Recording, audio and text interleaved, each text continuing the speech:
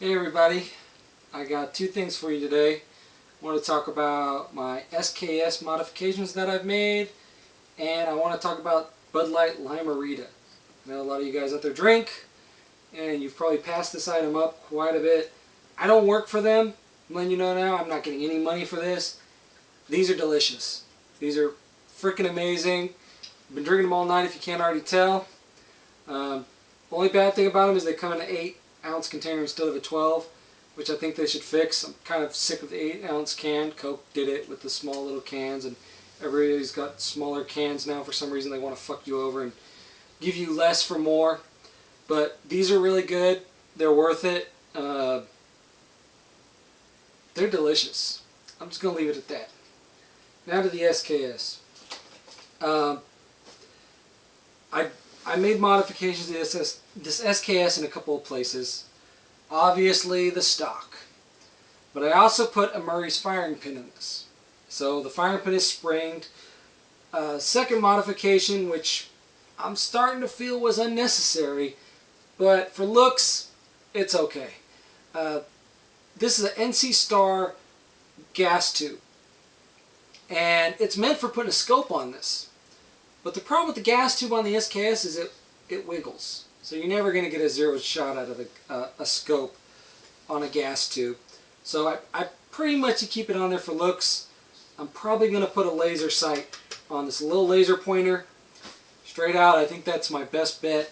Going to change the dust cover to have the rail. There are some nice dust covers out there that have some really nice rails that don't wiggle and they don't adjust.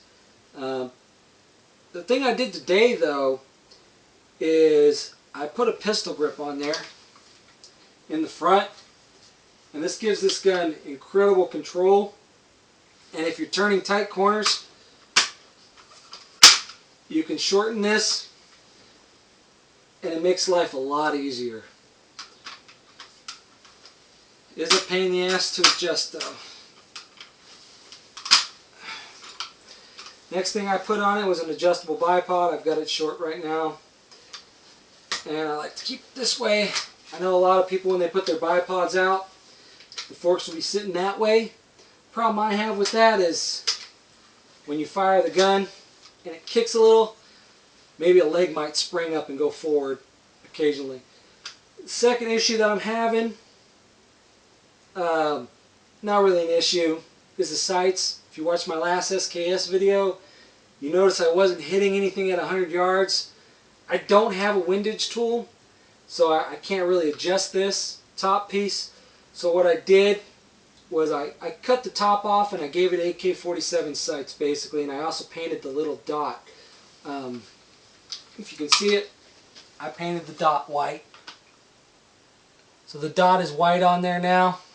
It's better to be seen.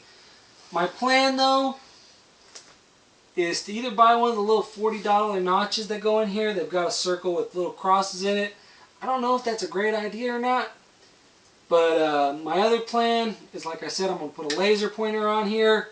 I'm going to take this off completely, put the dust cover with a scope on it, and just run off of that. I think that's probably the best way to run these, unless you feel like tinkering with these iron sights and adjusting them. They're not bad. They work really good. But at 100 yards, I can't see that well.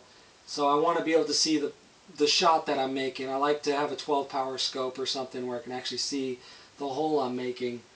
But probably won't even be putting 12 power on here.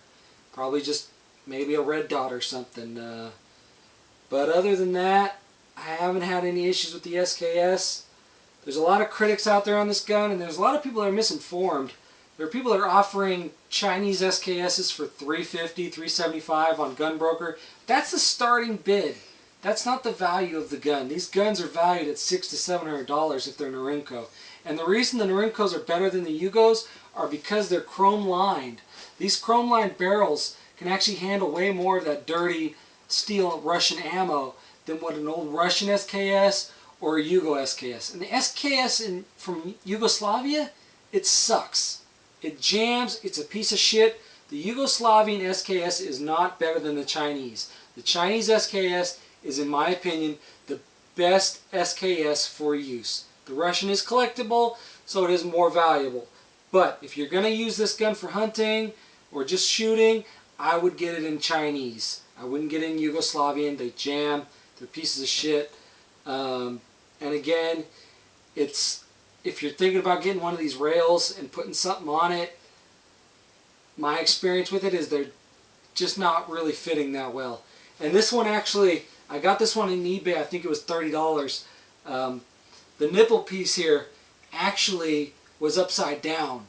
It was actually rounded on the bottom. It's supposed to be rounded on the top and flat on the bottom. So that was something I had to adjust with the Dremel to get it to fit into the actual piece. But now it actually works flawless. I haven't had any problems with it. Other than that, I really don't see myself making many modifications for this gun. Other than that, I might later on buy a bipod for this piece here. But again, I kind of want to take this off, so I don't know. I'm kind of on the fence about that. The clips, the magazines. This box magazine is the best magazine for this gun. The Tapco magazines, I've heard bad things about them, but there are modifications you can make to the gun to make them work better. I'm probably going to go with the Tapco magazine if I don't stick with the stripper clip. I'm on the fence about it. Other than that, thanks for watching. Any questions or comments, I would appreciate it. And please subscribe.